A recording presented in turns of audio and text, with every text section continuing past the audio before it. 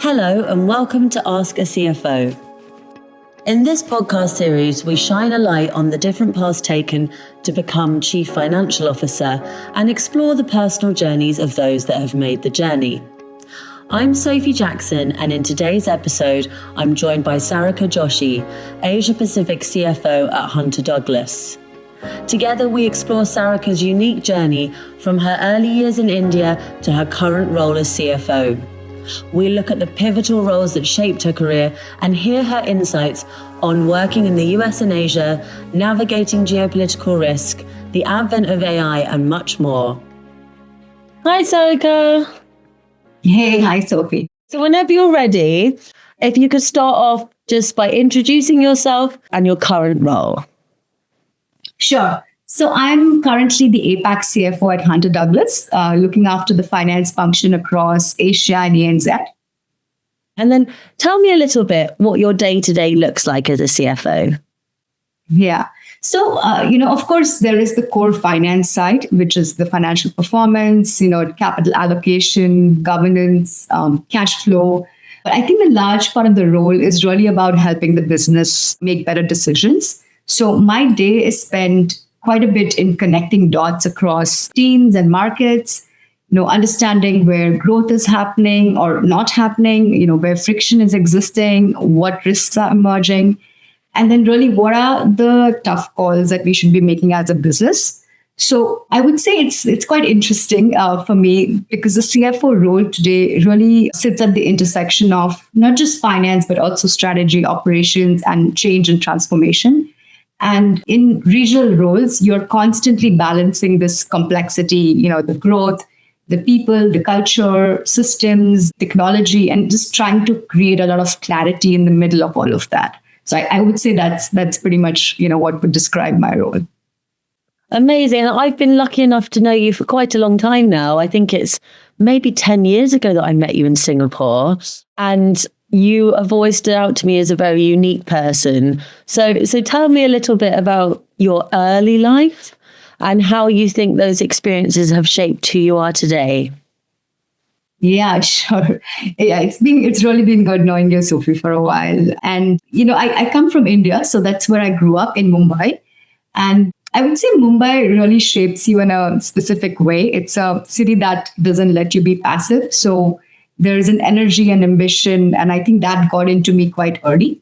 At home, it was, quite grounded. My upbringing was focused on education, discipline, and also a lot of play and having fun. And I think those early experiences shaped a lot of how I operate even today. So, I've really believed that growth really comes from stretching yourself and, taking ownership, staying disciplined, as my parents brought me up to be, and also continuously raising your bar. And it's not for me about just the career. I think it's usually applicable to everything, right? Personal growth and just how you approach life. So I would say that's really how, my upbringing has really shaped that never can say no attitude. And, let's see what we can do more. I love this. And I love the way you describe Mumbai. And I think as I've got older, you realize more and more the first city that you land in, whether that's where you grow up or where you move for your first job or to study, they've got such specific, unique energies to them. And it really does shape how you then go out into the world and the energy that you drive yourself forwards with, and also the connections that you make as well. So tell me a little bit, after growing up in Mumbai, you made a bold move and went to study internationally, moving from India to the US, which I can imagine must have been very exciting, but quite daunting. So tell me about that decision and what it meant for you. Sure. Look, moving to the US was probably one of the most defining experiences of my life, because at one level, it was about education opportunity, because I moved to the US to do my master's and my MBA. But I think looking back, it was also about pushing myself outside familiar environments. Because when you move countries at that age, you suddenly have to rebuild your identity from scratch.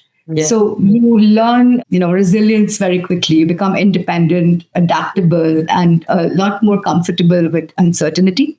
So I think it did expose me to a very different way of thinking, both professionally and personally. I think personally gave me a lot of confidence for me to be able to operate across cultures, environments, as you can imagine, APAC with being so diverse. I think that's been a very important lesson for me to be able to function in this region because I had that early experience in my MBA, in an international environment. And I think professionally, US does teach you to be a lot more direct and open and challenge ideas. And I think that was another piece that was very important in shaping my leadership style and being, not just execution, but also questioning ideas and seeing, what can I do to do things better? So that I think to me, like I said, US was definitely a very defining moment for my upbringing and my career as well. Yeah, I find it so interesting comparing the two because I think that I spent a large majority of my early career in East Asia. And then now as the business has grown a lot, I spend most of my time between the US and Asia. And I think the two together have very complementary approaches to business, to ideas. Because I think in Asia, it's more about the collective, right? And it's more about being humble and being team purpose-led and also very deep relationships, right? Like less about the individual, more about your relationships. And in the US, I think really encourages you to dream big and things just seem to move straight away. Like if you've got a great idea, it happens. Is that something that you feel too? And how have you married those two cultures? No, absolutely. You put it spot on, right? I think in the US, systems and processes are quite mature and specialized. And so you function in a very different way versus in Asia, especially in Singapore-based roles, where you cover a broader region. The complexity is a lot higher. And there are so many different cultures, regulatory behaviors, consumer behaviors. The market is all at different maturity. And just even the people that you work with, right? You need to know if they are telling you something, what exactly do they mean? Because everybody has a different language that they speak. Even if it's English, the intent is different. And so I think that's definitely a different muscle that you require for leadership. You can't rely purely on process, which I think in US, what you say is what you do, and that it's very transparent, open, inviting. Here, I think there is a bit of layers, judgment, adaptability, and you do need to navigate ambiguity quite a bit, I would say, without getting paralyzed by it. So for me, it's been actually very, very fruitful because I do enjoy complexity. I think it really allows you to open your mind, to be broad, but at the same time, you also need to get deeper into things. You can't just be at the surface level, right? So I think it brings a very unique challenge being in this part of the world. Amazing. And then we met in Singapore, as I mentioned at the beginning. Tell me about that move to Singapore and starting your career journey there, because you've been based there for a long time now. Yeah. It's been, 16 years now we are in Singapore. It's been a while. And I think what has been quite interesting for me in this journey is not just the roles, but also the different types of, companies and industries that I have worked with. So to me, I would say that's been a really fruitful experience because fortunately, so I've been in those organizations at the time where there's been a lot of change and transformation happening. So I started in Singapore with Nokia, and at that point of time, they were going through this big shift of moving towards the Windows ecosystem. And when you take a step back and you see how such a critical platform decision and the speed of innovation can just upend a very strong market leader. And then with Dell, a few months after I joined, Michael Dell and Silver Lake planned to take the company private. And from a treasury perspective, that was one of the most significant leverage buyouts in the technology industry. So it was really interesting to be involved in supporting that transformation through mobilization and optimization of the APAC funds and liquidity. So I think it's been quite interesting journey, and of course, moving on from there to Zalora and Kraft Heinz and now my current role. It's been definitely companies where there's a lot of change and transformation, which for me has given a very, very fruitful career in the last 16 years in Singapore. Yeah, absolutely. And I remember one of the things I noticed about that, as you mentioned there, you've been at these companies at very exciting moments. I remember when you joined Zalora, and it was such a kind of a period of epic growth for the business, and seeing you adapt to an e-commerce model and all of the things that entails was very amazing to watch. Tell me what's driven you to take on such diverse opportunities and how you've approached working across such vastly different sectors. To me, one of the great lessons has really been, if I go into first the industry and then maybe more specifically my role as well, I feel like just coming from different industries prevents you from being rigid in mindset. So you start really seeing patterns in the business, right? What's driving performance? What's creating friction? What's scaling? What are some of the most important decision-making or inflection points in the business? And I think when you start observing some of that across various industries, I think that gives you a lot of guidance around leadership, culture, capital allocation, adaptability. So it starts shaping that muscle because it's not restricted to one lens. It gives you a much broader picture. And I think the same thing applies for finance. I did start early on, being a credit analyst and then, treasury, and then obviously moving into more broader finance roles. And so for me, finance was never a narrow box. I think it was something that was really important for me to be close to the business and to know that what is finance doing to, solve very complex business problems. And finance being at the center of a lot of things, you start seeing how these different functions start connecting together to create outcomes. And with finance being at such an important centric, vantage point and being able to contribute to that, for me, it has been very exciting. I think that's been definitely one of my cherished experiences as my career has grown through different industries, but also my roles, is just operating in very different environments, but understanding the business as a whole versus thinking of it in a narrow function of, hey, this is the only thing that finance does, right? So I think that would be the more rewarding thing, I would say. Amazing. And then being in such different organizations at these moments must have led you to work with a vast array of different leaders with different styles. Tell me a bit about how you've navigated those journeys, how they've inspired you on the way, how you've generated trust in those relationships. No, absolutely. So I would say that to me, everything starts with what is the company trying to achieve, and then who are the teams or the support system, whether it's your peers, whether it's the board, whether it's your team that you're building, how are they kind of coming together to solve that vision or to drive that vision for the company. And one of the big lessons I would say is that focusing really on what we are trying to achieve versus looking at it in terms of interpersonal dynamics of individual and bringing always that lens in mind and saying, hey, this is what we're here to achieve and how do we all come together to achieve that. And I think that language, especially when you start going across different cultures and understanding, hey, what motivates them? How do you bring this motivation into company lens? And then how do you support them in coming to outcomes is definitely something that you need to start thinking about and building especially as you become, a leader and you are driving large organizations, right? So it comes more from shared understanding and vision versus like, hey, this is a more approach that we need to do. I think that shift in mindset is really important in being able to drive that, especially I would say in this region. Absolutely. And that from doing this project, which is a privilege that I don't take for granted, I've been able to speak to a lot of CFOs and they've moved into the role from different previous functions. Many of them speak about a change in mindset as you move into that CFO role, which I think kind of correlates some of what you were saying there. Tell me some of the highlights and challenges as you've moved into the CFO role. Yeah. I would say definitely the highlights would be how do you look at driving ambition and bringing it to reality, right? So almost thinking of it from the entire end-to-end spectrum and saying, hey, this is the vision. What are the people, processes, and systems that need to support this vision? And then how do you go about executing it? And I think until that entire circle is completed, I don't think the job is well done, right?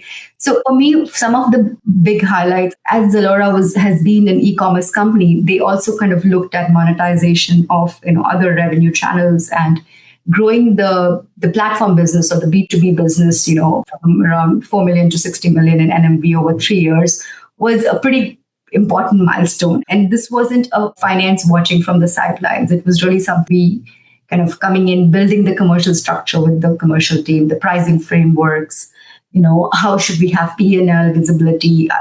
What are the definitions that did not exist before that apply to this business because it's different from, the B2C business. And then really growing that 15 times, right? That helps you give a huge rush in terms of what you have achieved for the company. And I think that's definitely one of the fundamentals even today that Zalora, the Global Fashion Group, is working towards, right? I think Hunter Douglas, the challenge was definitely very different. It was building, I would say, a lot of rigor in a complex multi-market organization and building the team from scratch, having the operating model, the structure, and to be able to then go into that environment and improve, working capital, define the profitability metrics and what should we be doing to move them. I did a couple of acquisitions in a very short span of time, and then a lot of cost synergies, just being that as fundamental to the business in terms of how we can do resource allocation and deploy. I think doing all of those things, came because finance was able to, embed discipline across a lot of these things of pricing, cost, capital allocation. So for me, I think this whole element of being able to connect the levers to the business outcome is what I truly enjoy, right? I think that's been where I think finding the problem and solving it and understanding what pieces bring that puzzle together, I think has been super rewarding. Amazing. As you've touched on there, so expansion and growth have been very critical for you, particularly in this role, but also at Zalora, of course. What's the role that a CFO is playing in guiding the decisions that you make as you scale a business that ensure sustainable growth, which I think is something that's often underappreciated? So tell me how you've approached scaling a business sustainably and what the function of the CFO is within that. Right. So one thing I've learned that when companies scale, complexity scales faster than the revenue scales, right? And I think that will often underestimate. So a CFO's role isn't just to fund the growth. It also has to help the organization absorb the growth, right? We need to be ready for growth without losing clarity, discipline, and agility. So you want to make sure that your infrastructure is in place, your basics work so that you don't have to think about them anymore. And sometimes the bottleneck is not even capital, right? It's really decision making or, what are the incentives or the organizational structure. A big issue for a lot of companies which don't have that architecture yet is data visibility, which we are in AI and we're still talking about data visibility. And these contradictions do exist even now in a lot of organizations, right? So I think this is where I feel like the systems mindset, about what I mentioned earlier about people, process, technology, having governance. That's super important, and then truly the culture, right? How do you align people to move together as organizations become bigger and larger, right? Because as organizations become larger, cultures get divided, and how do you keep that culture in towards the momentum of growth sustainably? So, and I think all of this becomes one of the things that CFO is uniquely positioned to connect, right? Because finance truly does touch every part of the organization. So to some extent, that ability to influence so many different elements is definitely a role that a CFO can play, to ensure that the growth is sustainable. Amazing. And then at the moment, all the finance leaders I speak with across the world have two enormous things that they're grappling with at the moment, which is AI and geopolitics, both of which I think the finance function is almost uniquely positioned to be the most affected by almost of any other role in any other space. So how have you seen these two forces shaping the CFO role? Sure. I think both, like you said, super relevant currently. AI, for me, is going to change a lot of different things, right? And where I see it becoming truly valuable from a CFO function or from a finance function is that, yes, it brings in the automation, it brings in the productivity, it brings in the efficiency and all of that. But it also allows for a better quality and speed of decision making. And I think that is the crucial thing, right? Is how do you get to things in less reactive versus more proactive modes.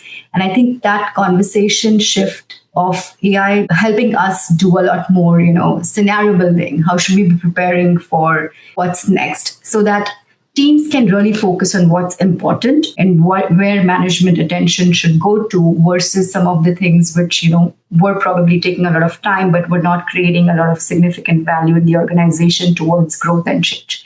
So I think that's how I see AI's role. Obviously there will be changes in terms of people, who does what, but eventually it needs to be a lever for us to drive value for the business. And I think that's definitely what AI is positioned to do as companies start adopting it.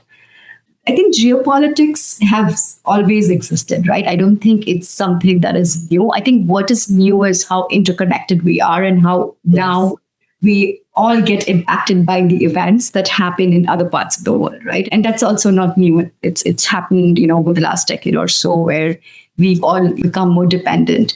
And I think that's where, again, the role of finance comes in. Is there is a lot of ambiguity. We call of these worlds as VUCA, vulnerable, things that we don't know where it would get to.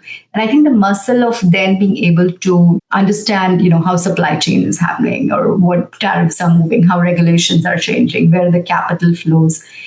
These cannot be stable assumptions. So we need to start thinking about adding analytical thinking with scenario thinking. And many companies already do. We already kind of start thinking about, hey, this is happening. What does this mean for our forecast 6 months out? And what are some of the things that we should be changing to address these levers of the business, right? So I think this becomes definitely a muscle that we cannot ignore anymore. If companies were ignoring, I think a lot of companies have been quite ahead in terms of catching up to it. So the strategic role, the forward-looking role, I think both AI and the current geopolitics situation, makes it even more meaningful, I think, from a finance lens for us to be kind of thinking about it as, hey, what's next? How do we be prepared for it? And how do we protect shareholder value? Absolutely. And then just a quick point on this, because I think it's something that's important to think about, is any advice you have for how to, I guess, remain calm and focused, because there's the pace of change and the pace of unrest can be a bit dizzying sometimes, I think, for all of us in leadership roles. Do you have any advice for how you, I guess, take care of yourself at the same time or manage your energies? Yeah, not to sound super philosophical, but I do think that, when you start stepping back and breaking problems into subparts, I think they all start seeming more manageable, right? So, for example, if you understand that, there are certain geopolitical tensions happening, and then you think through and trickle down, hey, what are the possible 3 or 4 things this will impact? And what are the 3 or 4 things I can do about it? And what are the next 3 or 4 things I need to do in the next 3 or 4 days? I'm just trying to build that alliteration. But I think when you start simplifying the problem and thinking about, hey, what should we be doing now? I think that helps you be in the current moment. I think then when you go closer and say, hey, what does this mean for 10 years out, right? Because there are always 2 lenses to it. What can I do about it now? And second, what does this mean for the business in the long term? I think if you're able to break that down into those distinct parts and then address them separately, I think that would be my suggestion in, keeping control of the situation, because otherwise you are trying to do too many things at one time. And that's not something that is very strategic, or that's not something that is very well thought out. So I think it's really important to distill what's important now and what do we need to prepare for from a future impact perspective. Amazing. I've just been sat here nodding very furiously to everything you're saying, but thank you so much for that. And then the final question I wanted to ask you, because obviously our audience is all those with an interest in this space, and that can be people aspiring to the CFO role who might be teenagers or those who are in just one step from it. Do you have any advice that you'd like to offer people aspiring for that next step on their career journey in finance?